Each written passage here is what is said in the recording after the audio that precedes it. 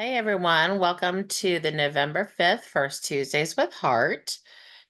First Tuesdays is sponsored by the Heart Peer Support Team in connection with the Resiliency and Justice Center. Heart stands for Healing, Empowering, and Rebuilding Together, for peer support for anyone impacted by any mass violence incident. Real quick, the Heart team consists of Alice Goldstein. She's a licensed professional counselor and also a certified professional coach. She's the co-director of the Heart Peer Support Program and the Route 91 and UNLV support group facilitator. Jackie, who unfortunately is sick and cannot be with us tonight, is an LMFT. She is the Resiliency and Justice Center's Behavioral Health Program Coordinator.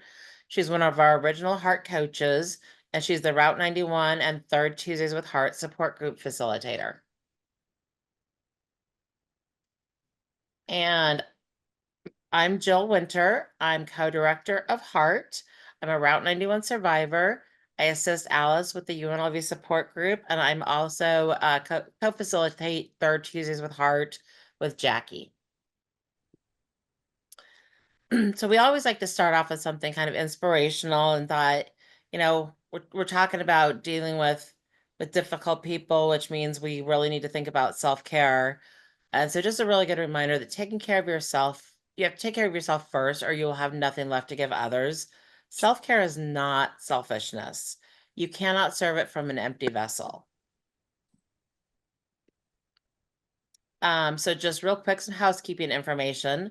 The program is intended for those directly or indirectly impacted by a mass violence incident. Directly includes those who are physically there, first responders, hospital staff, etc. Indirectly impacted includes family members and friends of those directly impacted, people who were in the area at the time of the incident, community members, etc. I know everybody who's on right now, so we don't have to worry about the next line. This is a safe space for all of us, so we ask that you be respectful of everyone in the group. To ensure this stays a safe space where people feel comfortable sharing, please don't share details of the discussion with anyone outside of tonight's attendees, but you can feel free to talk about what Alice is going to talk about, if that's helpful. We'll be recording both the presentation and the Q&A portion of tonight's meeting to share with others impacted. If you would please raise your hand to ask a question, and we can pause the recording, unless you're okay with what you're going to ask being included in the recording. And we ask that everybody mute themselves when you're not talking so that we don't have background noise. It makes it easier for our IT guy. And there's a big one tonight. Absolutely no politics, conspiracy theories, or weapons discussions during tonight's presentation. All right, so tonight's presenter, I think almost everybody, if not everybody, knows Alice. Alice holds a master's degree in marriage and family therapy and has been a licensed professional counselor for over 25 years, specializing in working with couples, individuals, and survivors of both man-made and natural disasters. Since 2020, Alice has dedicated herself to the Route 91 community and more recently to the UNLV community, providing weekly support groups and delivering various post-trauma teachings. Her expertise extends to being a trauma-informed certified professional coach. Alice is the co-founder and co-director of the Heart Peer Support Program, offering support to mass violence communities. She's been married over 40 years and has 2 adult children and 3 adorable little grandchildren. So I'm going to turn it over to Alice. Hey everyone, this is Alice Goldstein. Happy holidays from First Tuesdays with Heart. When I originally presented on this topic, I had some technical difficulties, so this is a re-recording of the portion of the meeting. If you have any questions on this topic, please feel free to email me at heartpeer91@gmail.com. With the holidays quickly approaching, it seems cliche to say time is flying by, but truth be told, it is, you know. And I just noticed how some people just really come alive at the holidays. They just love all the lights and the gifting and everything that goes along with it. And then there are other people who just kind of dread, family gatherings and um, office parties and things like that. And sometimes one of the reasons we dread it is because there are difficult people in our lives. And so this difficult person might be somebody who is like consistently getting on your nerves, someone you just can't seem to please. And they might completely ignore the fact that you're a mass violence survivor. They may not have the words or the compassion to inquire about your well being. So they act like everything's okay when sometimes clearly it isn't. Or sometimes people will make lame comments as if as if they are the expert on your experience about what you should or should not be doing. And whether it's a coworker or a sibling, the dysfunction that we encounter every day is real. And there isn't a lot you can do to change it all in one day. So, one of the best things I think you can do is to be aware of what activates you when you're around people who are difficult and be proactive about it. And so, even though my approaches tonight are light-hearted approaches, the suggestions I am going to make to you take into account that trauma is cumulative and it is stored within your body and it gets activated through our senses.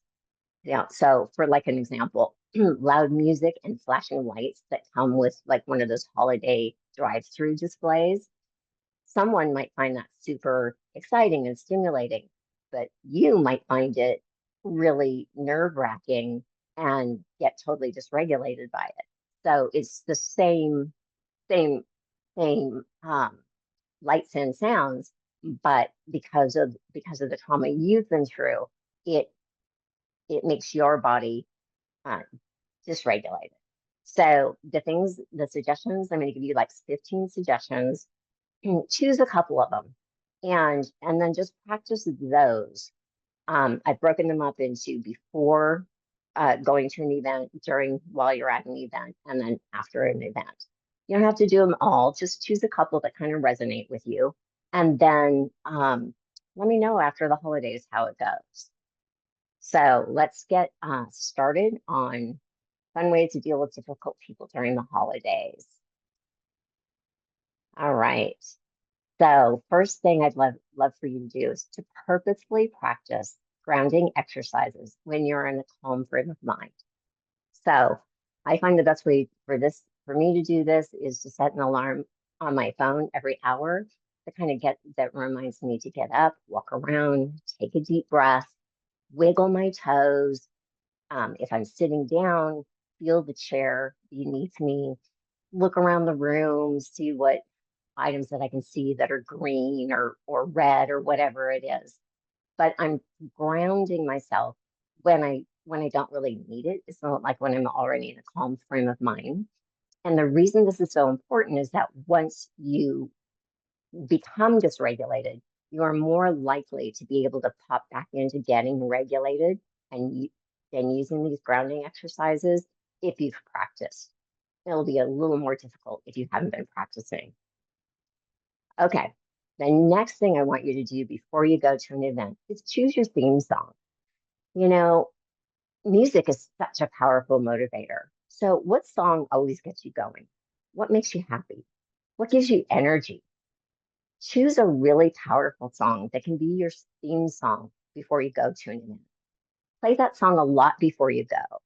If you're feeling super inspired, you can make a whole playlist, but concentrate on one song that you repeatedly play before you go to remind yourself that you're an intelligent person, you've got valid hopes and dreams, and no one's unkind remarks can stop you, you know? And then once you're at the event, if you find yourself wavering in any ways, you can start to hum that song either in your head or really quietly to yourself. And what this does, it gives yourself a mid-event boost. Humming actually calms the vagus nerve. So music is a great way to redirect your focus. I used this on myself before I realized that there were things I could and things I could not change in my interactions with my mom. Going over to her house, I always felt like a theme song to Jaws was going through my mind. That it really, was scary. But when I made the decision to stop letting her her meanness or unawareness affect me purposely, I played, it was more like the Rocky theme song was in my head, and that theme song, it's real powerful. It gives you that, it gave me that boost to realize I need to look at things differently. So choose your theme song. Now, the next thing you can do is also choose a role model. And the fun thing about this is you can choose anyone you like. Real character from a movie, somebody from a comic book, it doesn't really matter who it is. Just somebody who wouldn't get emotionally triggered by the difficult person in your life, whether it's something I have a friend who's whose name is Patsy, and she always seems to know what to say.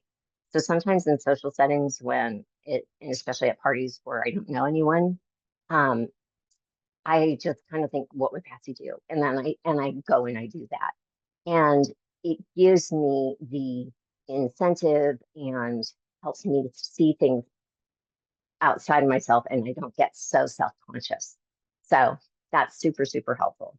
You might want to choose one from, an action movie or whatever. It just doesn't really matter. Somebody who gives you a sense of confidence, and um, and then you can go and have some fun with it.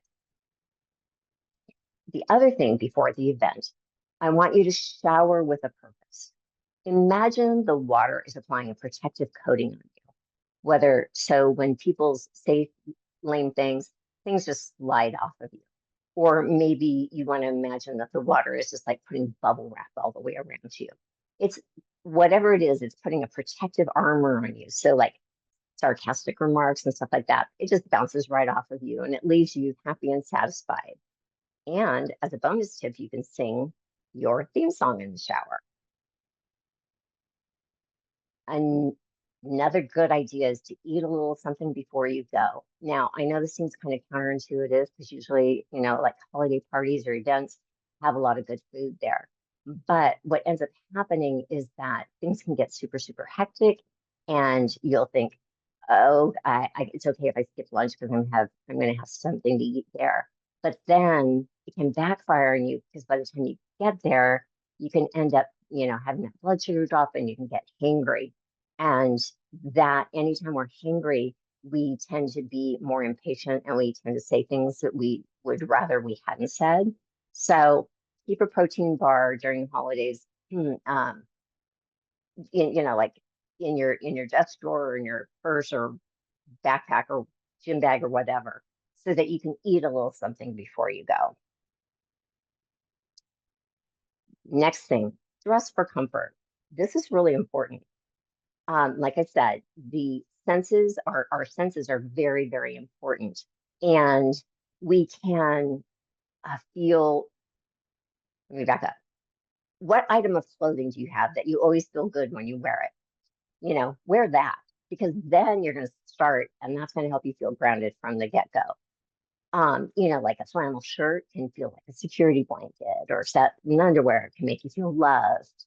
Or if you've got really comfy socks, that can feel like a big hug for your feet. A special necklace that you could reach up and touch, or a watch that'll help you to remember, it's not going to last for forever. So when you're at an event, you can easily touch any of these items that I have mentioned, and then that can help you regulate yourself if you start to feel dysregulated. All right, so now you've showered, you've got your theme song, you have a role model, or any one of those, and then you're going to go to the event itself. What are you going to do if somebody says something unkind or just isn't worth your time? I want you to flick it off. So if somebody says something super irritating, and what you want to do is you want to tell them off, instead, flick it off.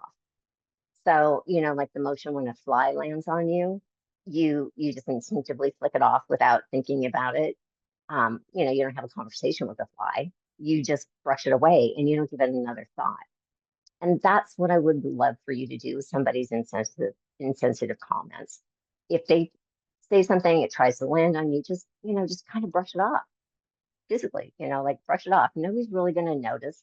And because you did something physical, that's going to give you that tactile sensation, and it's going to give you an ability to be able to say, yeah, not this time. Let them have their disgruntled mojo and move on to another topic. Something to keep in mind is that donkeys will always act like donkeys. And even if we expect them to act like a puppy, they're not going to act like a puppy. You know, if you ever meet a donkey, it might have some really sweet puppy-like qualities sometimes, but a donkey's always going to act like a donkey when given a chance. So, if you think that this year is the year that your parents are going to give you compliments instead of backhanded insults, manage those expectations. Realize they may not have the capability to give compliments. They just don't, they're just not going to have it. So if you manage your expectations and you don't expect them to act in a way that they haven't acted before, then it's going to protect you. So instead of dreading any critical comments or being surprised by them, plan fun ways you can deal with the critical. So my suggestions would be like, pretend you've got an imaginary bingo card with you. And everywhere you go, you're like filling out your bingo card, right? And so if somebody says something and it's just like a classic lame comment, in your mind, you can just go bingo, like you're always one step away from winning your bingo card. Um, that way, if a donkey says something donkey like, you've just won. And then another fun game you can play is to rate those critical comments. So, like, you could be like, okay, so the content of that critical comment was pretty good, but delivery was kind of slow. So I rated a 3. Like you're giving people Yelp reviews in your mind. And then that way it helps you to stay, your heart stay protected and you're still having fun and you're still participating. But when you're having fun in your mind, you're less likely going to be disappointed in that person's behavior towards you. And you'll end up actually feeling energized. The next thing I encourage you to do is give your inner critic permission to take the day off. It does not need to critique yourself that day. I'm sure you've had the experience we all have where somebody says something critical or rude to you and you can't get it out of your mind. And it's not until later that night or the next day when you think of the perfect comeback. And then you're like, oh, I'm so mad at myself for not thinking of that sooner. That would have been perfect. That would have stopped them in their tracks. But the best thing to do is give yourself grace and just embrace the idea that not every rude comment needs a snappy comeback. Depending upon who said it and what they said, oftentimes it's even more empowering to let the rude comment go with very purposeful silence, just like really silent, like a beat. Or you could, sometimes when people say things to me that, like unsolicited advice, I might just say, I don't acknowledge it all the way, but I do acknowledge that they've said something, or that's something to think about. Or, you know, if somebody's sarcastic, what I've realized is that you don't have to match their sarcasm. Instead, if you flick it off and leave their sarcasm alone, it tends to lose its energy. Okay. Another great thing you can do while you are at an event is find someone else to encourage. You know what? There's nothing like speaking life into another person's day. And so if you can find opportunities to offer genuine compliments to other people at the event, um, that is really going to be helpful for you because when you are busy thinking about how you can be kind to other people, you'll be less focused on the difficult people around you. There's so much heartache in life, and it's wonderful to be encouraged, and it's good for you to be an encourager. And if you spend time encouraging other people at the event, when you leave, you're actually going to feel better than when you arrived. The next thing to do is to enlist the help of a friend. You know, if there's going to be another person there that's friendly towards you, arrange a hand signal ahead of time that says, quick, bail me out of this situation. Or have a safe word that if either of you says the word to each other, it's time to rescue that person from the conversation. Or you can have a keyword that means it's time to go now. Um, if you're attending something by yourself, ask a friend to call you and check in on you and give you an out if you need it. Um, if you're going by yourself, just hold a drink in your hand. And if you're in an awkward situation, take a sip and pretend some of it spilled so you can excuse yourself to go get a napkin. There's things you can do. You do not have to be you do not have to stick around and be in difficult conversations. You can get yourself out of it. This one's very important. Breathe, breathe, breathe, breathe, breathe, breathe. If you only choose one tip for while you were there, definitely use this one. Oxygen is your friend. It'll help you stay calm and focused. So what typically happens is that when somebody is approaching an event that they have mixed feelings about going to, oftentimes they'll take a deep breath as if they're like a swimmer before they jump into a pool, and they'll take a breath and go, okay, here we go. And they take that deep breath, and then basically they don't really exhale really well until they're in their car afterwards, and they're like, ooh, that was tough. But anyone who's ever watched like Olympic swimming knows that those swimmers do not swim that whole thing without taking another breath. They're continually oxygenating in their bodies. So continue to oxygenate your body throughout the event. Take deep breaths, slow exhales, and and let yourself know that you are doing okay. And when you're breathing deeply, you're less likely to get stressed by things you cannot control, and your mind will be calmer. Okay. Um, so that's it for the things before and during the event. Now, after the event, plan an after party, even if it's just for yourself. Plan an after party and enjoy it. Do something for yourself so you can process your thoughts and chill out and kind of decompress. So like if you like to go for a run, take a walk, work out, have some tea, take a bath, light a candle. And then when you blow out the candle, imagine blowing out all the residual stress. Here's another thing you could do is find something you can compliment the host or the hostess about, and then send them a text with a brief expression of gratitude.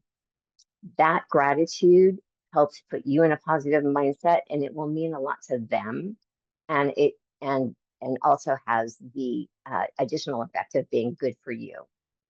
It's important to let the stressful things go so that you don't turn to unhealthy coping behaviors. The holidays already lend itself to overspending, overeating, and over drinking, or just plain numbing out. So it's good for you to be able to let that stress go. If there were some comments that you need to process with your therapist, make a note of them and set them aside until your next appointment so you don't keep rehearsing them. Instead, meet up with a friend, share some laughs, or have a dance party by yourself. Um, when I originally gave this presentation, there were some questions about the hecticness of the holidays. And I I encourage you, you're pretty much in charge of your calendar. Like I know that there are some things that might be kind of mandatory for you to attend, but those are going to be few and far between. A lot of the stress that we put on ourselves is because we want to do everything. But to avoid that big stressor of scheduling during the holidays, plan time in your schedule that you need for your mental health. Block out a few hours here or there to chill, to read, to be alone, or whatever it is good for you so that you can decompress and you're going to be a cheerier person for it. Your life is precious.